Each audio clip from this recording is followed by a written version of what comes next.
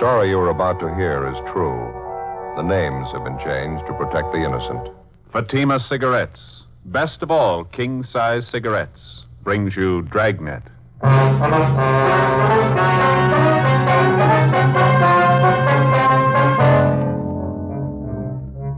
You're a detective sergeant. You're assigned to burglary detail. A wave of shoplifting breaks out in your city. There's no pattern to the thief's operations. There are no leads. Weeks pass. The number of thefts keep growing. Your job? Stop them. In Fatima, the difference is quality. Confirmed by smokers coast to coast. In Fatima, the difference is quality. Confirmed by latest Fatima sales reports. Yes, Fatima quality. The finest domestic and Turkish tobaccos superbly blended to make Fatima extra mild, to give you a much different, much better flavor and aroma. So compare Fatima. See for yourself why thousands and thousands of king-size cigarette smokers are switching to Fatima every day. Enjoy all the advantages of extra length plus Fatima quality, which no other king-size cigarette has. Remember, Fatimas cost the same as the cigarette you're now smoking. But in Fatima, the difference is quality. Next time, buy Fatima. Best of all, king-size cigarettes.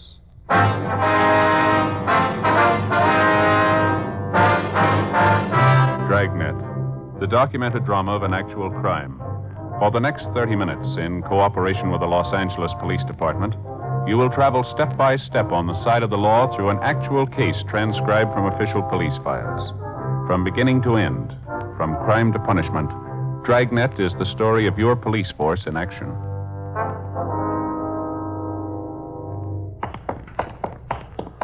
It was Tuesday, August 22nd. It was hot in Los Angeles. We were working the day watch out of burglary detail. My partner's Ben Romero. The boss is Captain Wisdom. My name's Friday. It was 2:18 p.m. when we got to Anthony's Store for Women, the general manager's office. Mr. Addy? Come right in. Thank you. Thank you. My name's Romero, sir. I talked to you on the phone. This is my partner, Sergeant Friday. How do you do? Elliot, how are you? Certainly glad to see you. Let me get another chair here. Thank you very much. I haven't had time for my after-lunch cigarette yet. Care to join me? No, thank you, sir. I got a light for you. Oh, yeah, thanks. Well, I guess you know what the problem is. No need for me to go all the way back and start from the beginning. I didn't get it quite clear on the phone, Mr. Elliot. When did this last thing come up? Well, the way we have figured out, it must have happened around closing time yesterday, between 5:30, we figure. The store was pretty crowded at that time, was it? Yeah, it's pretty busy. We had a special pre-winter showing in the fur department. No one noticed it was gone until after we'd closed up. Uh-huh. Can you give us a description of the piece of merchandise, Mr. Elliot? Yes, yeah. You got it right. Complete description, you see. Silver blue mink stole, satin lining, 2 slash pockets, silver chain fastener. Complete description of it for you. Yes, I see. Thank you. These are the code numbers and the serial numbers on it, is that right? That's right. The whole thing's getting way out of hand, Sergeant. We had a lot of things lifted from the store the last few weeks, but nothing this big. If this keeps up, I don't see how we're going to get our insurance renewed. I guess your store detectives are working on this latest one, the missing fur? Yes, but it's the same as all the recent cases we've had. They haven't been able to find a thing. All the personnel have been checked, all the people who were around the department when the fur was stolen. I mean, those it was possible to check on. As far as we know, they're all clear. Uh-huh. What were the circumstances of this thing, Mr. Elliot? I mean, was this mink stole on a display rack? Did one of the models have it on? Exactly how was it? Well, it was modeled, yes. Uh-huh. After it was shown to several parties, it was put back in stock. We have a special rack for the stoles, regular enclosed cabinets, sliding doors on it. Cabinets usually open during store hours. I see. There was a store detective in the department at the time. All those salespeople were standing around. I can't understand why one of them didn't see it happen. Mm-hmm. Mr. Elliot, you say this is the first time an expensive item like this has been lifted from your store? That's right. Now, about the personnel, Mr. Elliot, you say there's been a check made on each one of them since this thing started? Yes, sir, that's correct. And there's no reason to be suspicious at all of any one of your people? Well, as a matter of fact, there is one, Sergeant. Sales girl. She was up in 5 in the Sweet 16 shop. Then she was moved down to cosmetics on the street floor. What is it that makes you suspicious for her? Well, before I say anything, I want to make it perfectly clear to you. We've never had any real proof that there was something wrong there. Dorothy started with us 8 years ago. That's the girl's name, Dorothy Kirkman. Mm-hmm. She came to us right out of high school. She seemed to be doing all right, got along with the customers, dressed neatly, always on time. And all of a sudden, this shoplifting started. We didn't think there was any connection at first. Thought it was only coincidence. How do you mean, sir? Well, just for instance, wait a minute. Get the file in there right here on the desk. I see. Yeah. Here it is. Out of the first 14 items that disappear, 6 of them were out of Dorothy Kirkman's department, right out of her section. Cashmere sweaters, expensive blouses, scarves. As I say, at first we wrote it off to coincidence, but it kept recurring. Her section almost seemed to be the focal point of all the shoplifting. That was at the beginning, of course. Did you have the Kirkman girl watched, Mr. Elliott? Yes, we did. The department head kept an eye on her, and, well, I guess Dorothy noticed it. She resented it quite a bit, had a little spat with the head of the department. We thought it'd be best for everyone if she transferred. So we had her moved downstairs to cosmetics. Mm-hmm. How did that arrangement work out? Well, for the first few weeks, fine. And we started missing things out of cosmetics. A lot of it didn't amount to too much. A lot of it did. Makeup kits, expensive perfumes. This time we called her in, tried to talk to her about it in a nice way. She got very resentful. Mm-hmm. She denied knowing anything about it, is that it? Yeah, she got very upset. Of course, there is one thing I will say. The items in cosmetics are on display all over the counters. Fell easy for anybody to pick them up. The fact still remains the stealing began in her department upstairs. She moves over to cosmetics, and all of a sudden the losses increase there. What would you figure? Yes, sir. I see what you mean. Wonder if you could have somebody point out this Dorothy Kirkman for us, Mr. Elliott. I think maybe we better have a talk with her. I'd like to help you, Sergeant. I'm afraid that's not possible. Oh? How do you mean? She quit last Saturday. We got all the information available on Dorothy Kirkman from the store's personnel files, and then we called the office and gave them a description of the stolen fur. We asked them to check the Kirkman girl through R&I. She had no previous criminal record. Before we left the store, we went to the fur department, talked to all the salespeople concerned, but we were unable to come up with anything new regarding the theft of the silver blue mink stole. We drove out to Dorothy Kirkman's last known address. She wasn't at home, but her mother was. The mother told us that the day before, her daughter had started on a new job as a salesgirl at the House of Raymond, an exclusive shop specializing in all types of cosmetics. We checked the phone book and found that the House of Raymond was located in the same 10-block stretch along Wilshire Boulevard where the shoplifting campaign was going on. It was one of the few places along there that the thieves hadn't bothered. It was 3 blocks from Anthony's store for women, the Kirkman girl's former place of employment. 4:05 p.m. We located her behind one of the front counters. Across the aisle, half a dozen women were listening to a makeup demonstrator giving a talk on complexion care. Dorothy Kirkman seemed pleasant and cooperative. No, I don't mind telling you. I got sick and tired of being called a thief. That's why I quit Anthony's. A little of that goes a long way. You started work here at Raymond's yesterday, Miss Kirkland, is that right? Yes, that's right. I think I'm going to like it a lot better than Anthony's. Mm-hmm. While you were working here at Anthony's, ma'am, I suppose you'd heard that quite a bit of shoplifting was going on. Yes, I knew about it. Guess every girl in the store knew it. They had a big personnel meeting about it. You have any suspicions of your own, Miss Kirkman? How do you mean that? Well, I mean, was there anyone in particular that you might have been a little suspicious of? Maybe one of the customers? No. I've waited on some real weird ones, but I didn't see any of them ever try to walk out with anything. Mm-hmm. All I knew was what Mr. Elliott told us at that meeting. Well, this might be an embarrassing question for you, miss, and we'd appreciate an honest answer. Yes? What about the sales girls you worked with? Did any of them ever give you cause to be suspicious? You mean, do I think any of them were doing the stealing? No. There were some of them I didn't like. I didn't trust them either, but I wouldn't accuse them of stealing. I wouldn't accuse anybody unless I had proof. That's more than I can say for some people I know. Well, by any chance, did you happen to be in Anthony's this past Monday? Monday? No, why do you ask? When you were working on the 5th floor up the street at Anthony's, we understand that when the merchandise first started disappearing, a pretty good percentage of it was out of your section. That's what they told me, yes. And then when you were transferred downstairs to the cosmetics counter, quite a few things started disappearing from there. Now, we'd like an honest answer, Miss Kirkman. Do you have any explanation at all for this? I'll tell you the same thing I told them at the store, Sergeant. I can't explain it. But I didn't have anything to do with it, believe me. Well, you'll have to admit, miss, it's pretty much of a coincidence, isn't it? Sergeant, you can call it anything you want to. I didn't have anything to do with it. The only thing I ever took home from that store was my paycheck. Would you excuse me, please? Customer I have to wait on. Yes, ma'am. Go right ahead. Huh? What do you think? I don't know. She's a nice enough girl. Seems to be telling the truth. Could be a coincidence the way it worked out. Nothing to prove otherwise. 4:38 p.m. We finished questioning the suspect, Dorothy Kirkman, and Ben and I went back to the office and made arrangements to have the girl kept under temporary surveillance. A bulletin had been gotten out on the missing fur stole, the pawn shop detail had been notified, and a description of the fur had been placed on the stolen property list. The following day, along with Sergeants Dick Rubles and Jim Tabor, we continued our investigation of the latest shoplifting complaints.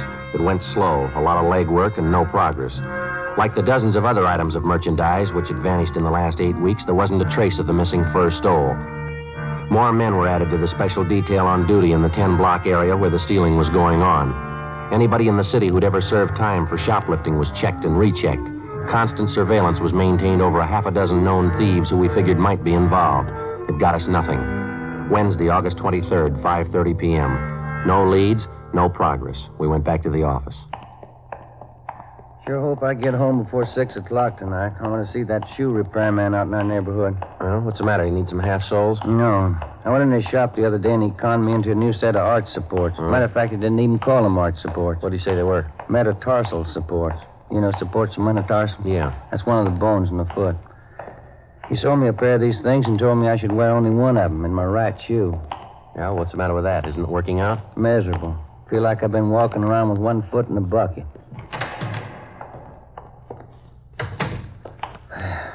I'll check the book. Okay.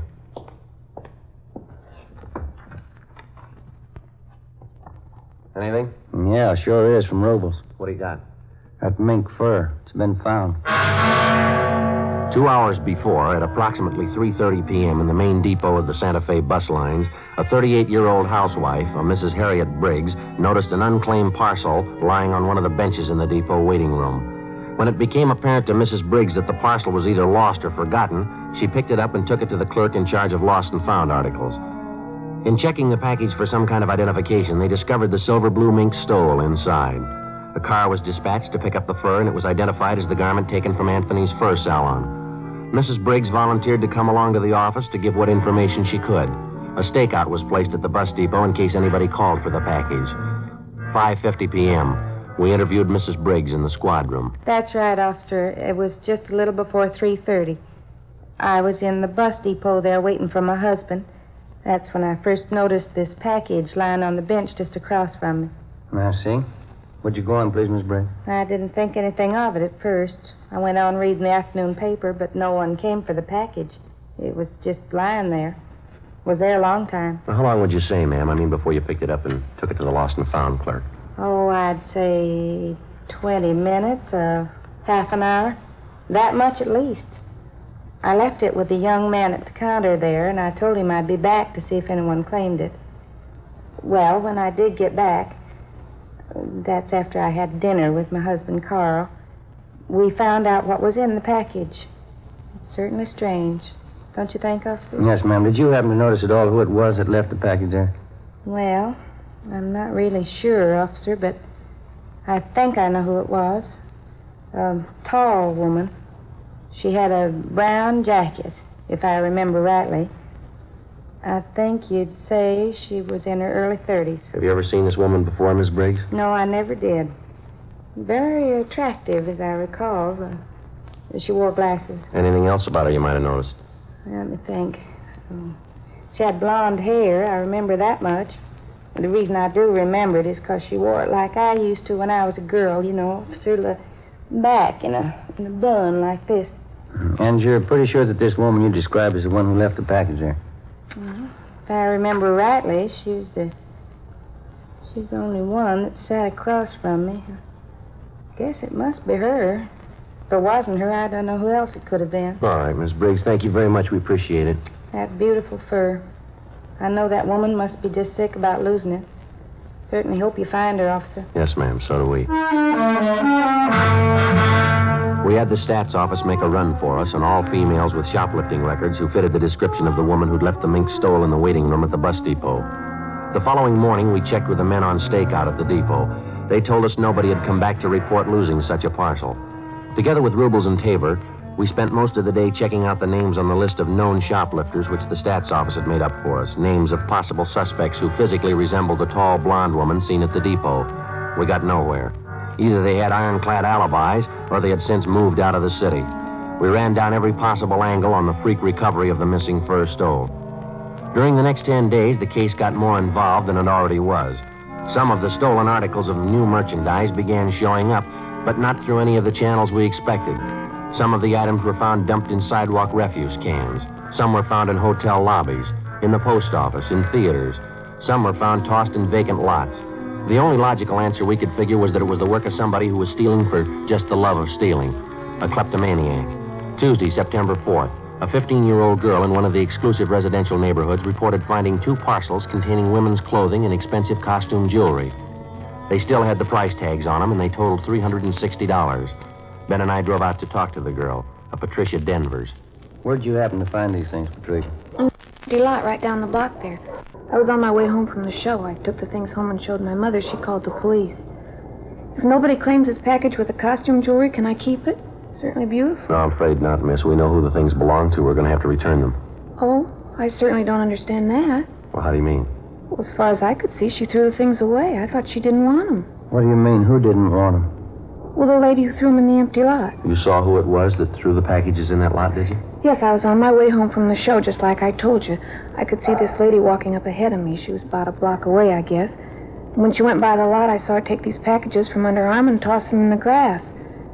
She wouldn't do that if she wanted them, would she? Did you get a good look at this woman? You have any idea what she looks like? She's a good-looking woman. Tall.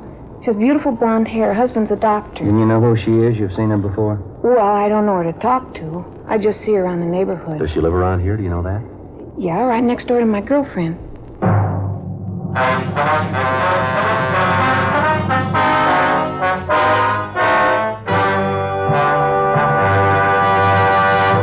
You are listening to Dragnet, authentic stories of your police force in action. If you smoke king-size cigarettes, listen to Fatima's amazing new offer. Buy a pack of Fatimas. Enjoy their extra mildness and superbly blended tobaccos. If you don't like Fatima's better than the king-size cigarette you are now smoking, return the pack with the unused Fatimas, and we'll give you your money back plus postage. We make this amazing offer because we believe Fatima is the best of all king-size cigarettes. Smokers all over the country are confirming this every day. Here is the latest state-by-state report. State 1, Fatima sales up 69%. 2, sales up 118%. 3, sales up 92%. 4, sales up 142%.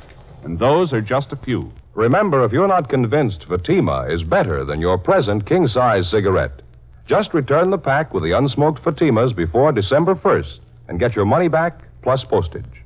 Fatima, Box 37, New York 1. Buy Fatima. Best of all, king-size cigarettes.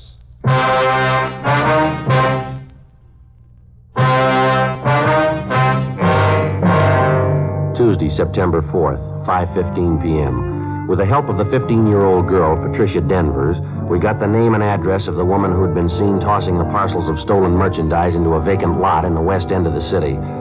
The woman was identified as a Mrs. Virginia Sterling, the wife of a Dr. Bruce Sterling, a fairly prominent young surgeon with offices in Beverly Hills. Mrs. Sterling and her husband had no children. They leased a richly furnished apartment in a residential section of the city that was considered better than the upper middle class. We checked Virginia Sterling through R&I, but she had no previous criminal record that we knew of. Together with Sergeants Rubles and Tabor, we covered the various stores along Wilshire Boulevard that had been victimized in the recent shoplifting campaign. We found that Mrs. Sterling had charge accounts at almost every one of the stores. Generally speaking, we found her accounts in very good standing, and among the store people, she was regarded as what is referred to as a fine customer, a good spender, and a good credit risk. Right down to the Retail Credit Association, there was nothing but favorable reports on the woman. 7:15 p.m., Ben and I had a hamburger and some chili and a cup of coffee for dinner, and then we drove out to the apartment of Dr. Sterling and his wife. Mrs. Sterling answered the door and invited us in. We identified ourselves. She told us the doctor was out on a call. She showed us into the living room. Modern furniture, indirect lighting, expensive rugs. Won't you sit down, gentlemen? Thank you very much. Should I get you a drink? I was just having my coffee and brandy. No, thank you, Mister. I really don't know when the doctor will be back. He was called over to the hospital. Is there anything I could help you with? Well, as a matter of fact, Mrs. Sterling, we came out to talk to you, not your husband. Oh, really? What is it you wanted to talk to me about, Sergeant Romero? Well, ma'am, we understand that you do quite a bit of your shopping along Wilshire Boulevard. Is that right? Well, yes, I shop downtown quite often. Except for the problem of parking, I find it a lot more convenient. Why do you ask? Miss Sterling, do you do much of your shopping at Anthony's? I believe that's out in the Wilshire district. Yes, I do. For my sports clothes, especially. They have a very good selection. Mm-hmm. Would you remember if you were in Anthony's on the 22nd of last month? I believe that was a Tuesday. On a Tuesday. No, I don't think I could remember one way or the other. I really don't have any special day for shopping. I just go when I feel like it or when I need something. Have you ever been in the first salon at Anthony's, ma'am? Have you ever made any purchases there? I suppose I've been in almost every department at Anthony's at one time or another. I can tell you, though, I've never bought any furs there. As I told you, the main reason I go there at all is because of their sportswear. Could you tell me what this is about, please? Routine investigation, ma'am. I wonder if you could tell us this. Do you have any occasion to travel in the area of the Santa Fe bus depot? By bus? No. I don't think I've been on a bus since I've been married, and that'll be 6 years this coming December. You've never been in the Santa Fe bus depot downtown, then? No. I think I know where it is. I've driven past it. I've never been inside, though. Why should you want to know that? Well, Miss Sterling, we're going to be honest with you. This has to do with an investigation we're on. Now, we've had a couple of reports that you were seen at the Santa Fe bus depot on August 23rd. That was on a Wednesday. Reports came from pretty reliable people. Well, I certainly consider myself reliable, and I say I've never been there.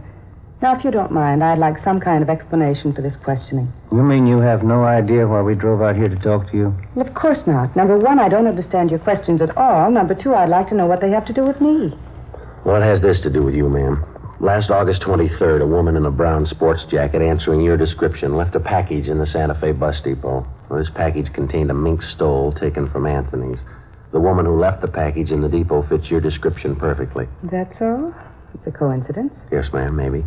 I suppose you've read in the papers about the big increase in shoplifting. Most of it's taking place right in the area where you say you do most of your buying. Well, we've checked out every single one of the cases, Mrs. Sterling. Took us a long time. We found a dozen salespeople in those stores. Every one of them tells us that you were around the particular store when the shoplifting took place. Law of averages, Mrs. Sterling. You show up too often in the reports. Would you please leave my house? Both of you, please. I'm sorry, Miss Sterling, but you'll have to come along with us. What do you mean by that?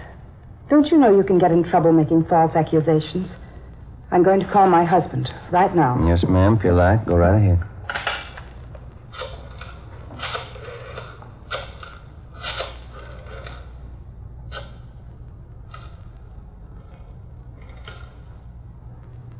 Sergeant. Yes, ma'am. What is it? What do you want to know? You can tell me. I think you know already. What do you want? Tell me, please. We've got your story, ma'am. Right up to this afternoon. You went shopping today. You stole things as usual. When you tried to get rid of them, you were seen right in this neighborhood. The vacant lot down in the next corner, you threw them away there. Somebody saw you. They didn't know it was me. Yes, ma'am. They knew it was you. Yes. How can I make them understand? Do you know? No, ma'am. Horrible. Shame. I couldn't tell my husband. I couldn't tell Bruce. I couldn't. Oh, never mind. We'll tell him for you.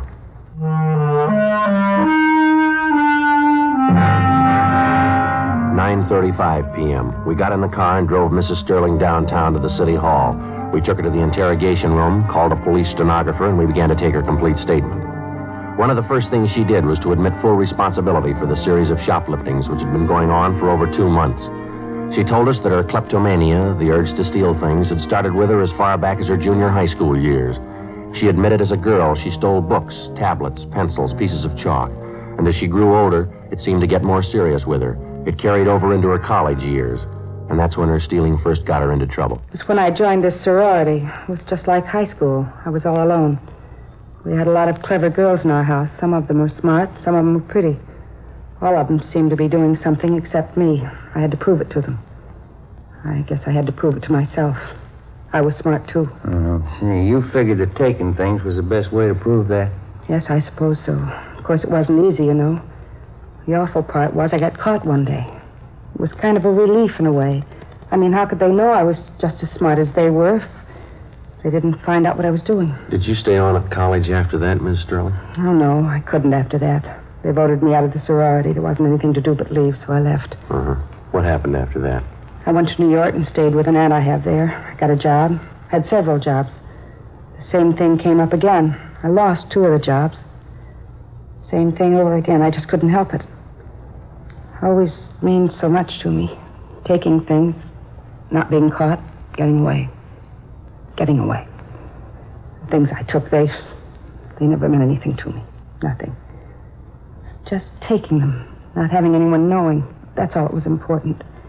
It made up for that feeling, being all alone. Yes, ma'am. And this thing went on, even after you were married? No, not at first. I guess maybe a year or 2. We were very happy, Bruce and I. And then he got busy, came out here and began to build his practice. I didn't see as much of him. We both wanted children. We wanted them very much. There weren't any. Bruce began to spend more time away from home. It was just like before. Same thing. I wasn't important. I was all alone again. Wasn't anybody. You know what I mean, don't you, Sergeant? Yes, ma'am. There ought to be an answer someplace. There isn't anything worse than being alone. Is there? I get it.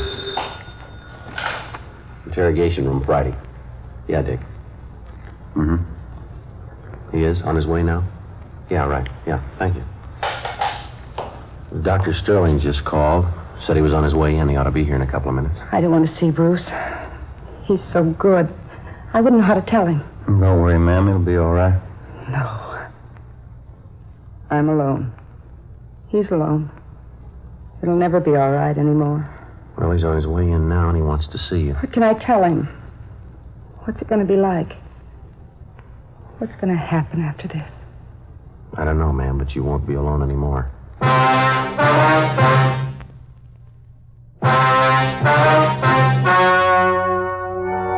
The story you have just heard was true. The names were changed to protect the innocent. On December 9th, trial was held in Superior Court, Department 88, City and County of Los Angeles, State of California. In a moment, the results of that trial. And now, here's our star, Jack Webb. Thank you. Friends, a few minutes ago, we told you exactly why smokers all over the country are switching to king-size Fatimas. It's because Fatimas are extra mild, because they have a much better flavor and aroma. Now, if you haven't tried Fatimas yet, here's where you come in. We feel so sure that you'll enjoy Fatima quality that we make this offer. Buy a pack of Fatimas. If you don't like Fatimas better than the king-size cigarette you've been smoking, just return the pack and the unsmoked cigarettes and we'll send you your money back, plus postage. You see, we're convinced that Fatima is the best of all king-size cigarettes. Buy a pack of Fatimas today. I know you'll agree.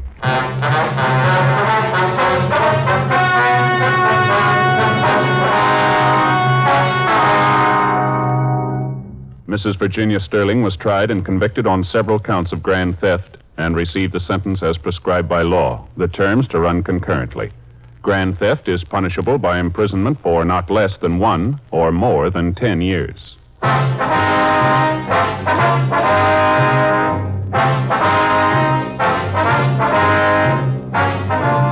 You have just heard Dragnet, a series of authentic cases from official files. Technical advice comes from the Office of Chief of Police W.H. Parker, Los Angeles Police Department. Fatima Cigarettes, best of all king-size cigarettes, has brought you Dragnet, transcribed from Los Angeles.